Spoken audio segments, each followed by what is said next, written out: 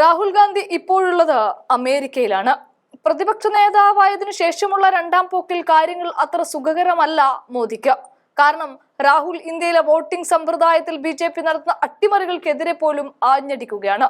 എന്നാൽ അതേസമയം ലണ്ടനിൽ നിന്ന് വന്ന ഒരു രഹസ്യ ഇമെയിലിൽ അത് തുറപ്പുചീട്ടാക്കി ആ ബലത്തിൽ രാഹുലിനെ ഇന്ത്യയിലേക്ക് എത്തും മുൻപേ പൂട്ടാനൊരുങ്ങുകയാണ് BJP.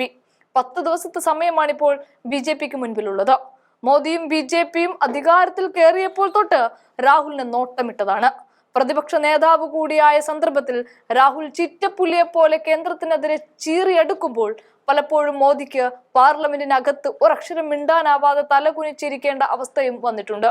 അത് നമ്മൾ കണ്ടിട്ടുമുണ്ട്. ഇവിടെ കഴിഞ്ഞ തവണ വയനാടിന്റെ MP ആയി രാഹുൽ ഉണ്ടായിരുന്നപ്പോൾ 100 ദിവസത്തിന് മുകളിൽ രാഹുലിനെ പുറത്താക്കാൻ BJPക്ക് സാധിച്ചിരുന്നു. എന്നാൽ കയ്യാലപ്പുറത്ത് തേങ്ങ പോലെ സഖ്യകക്ഷികൾ പാലം വലിച്ചാൽ എപ്പോൾ വേണമെങ്കിലും തകരാൻ പാകത്തിനിരിക്കുന്ന ഒരു പ്രധാനമന്ത്രി കസേരയിലാണ് ഇപ്പോൾ മോദി ഇരിക്കുന്നത്.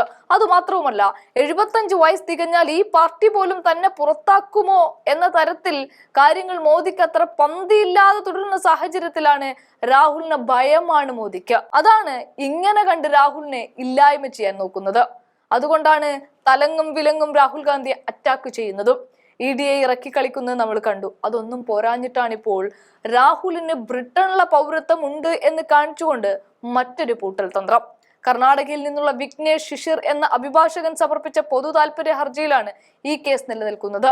ഹർജിയിൽ പറയുന്നതനുസരിച്ച് രാഹുൽ ഗാന്ധി ബ്രിട്ടീഷ് പൗരത്വം കൈവശം വെച്ചിട്ടുണ്ട് എന്നാണ് ആരോപണം. അതുകൊണ്ട് തന്നെ കേന്ദ്ര അന്വേഷണ ഏജൻസി ഇത് അന്വേഷിക്കണമെന്നുമാണ് ഹർജിയിൽ പറയുന്നത്. രാഹുൽ ഗാന്ധിയുടെ വിദേശ പൗരത്വം റദ്ദാക്കണമെന്ന് ആവശ്യപ്പെട്ട് വിഘ്നേഷ് നേരത്തെ കേന്ദ്ര ആഭ്യന്തര മന്ത്രാലയത്തിന് നിവേദനം സമർപ്പിച്ചിരുന്നു. തന്റെ അവകാശത്തെ ഉറപ്പിക്കുന്നതിനായി ബ്രിട്ടീഷ് സർക്കാരിൽ നിന്ന് രഹസ്യ ഇമെയിലുകൾ ലഭിച്ചിട്ടുണ്ട് എന്നും അദ്ദേഹം ഇവിടെ വ്യക്തമാക്കുകയാണ്.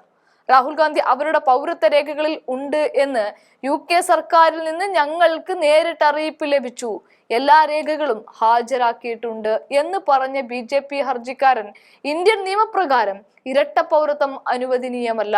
ഒരാൾ മറ്റൊരു രാജ്യത്തിന്റെ പൗരത്വം സ്വീകരിച്ചാൽ ഇന്ത്യൻ പൗരത്വം റദ്ദാക്കപ്പെടും എന്നുകൂടി ഇവിടെ കൂട്ടിച്ചേർക്കുന്നുണ്ട്. അതായത് രാഹുലിന്റെ പൗരത്വം റദ്ദാക്കണമെന്ന് എന്തായാലും ഒരു സുപ്രധാന സംഭവ വികാസത്തിൽ കോൺഗ്രസ് MP രാഹുൽ ഗാന്ധിയുടെ ഇരട്ട പൗരത്വ വിഷയത്തിൽ അന്തിമ റിപ്പോർട്ട് സമർപ്പിക്കാൻ അലഹബാദ് ഹൈക്കോടതി തിങ്കളാഴ്ച ആഭ്യന്തര മന്ത്രാലയത്തിന് 10 ദിവസം കൂടി അനുവദിക്കുകയാണ്.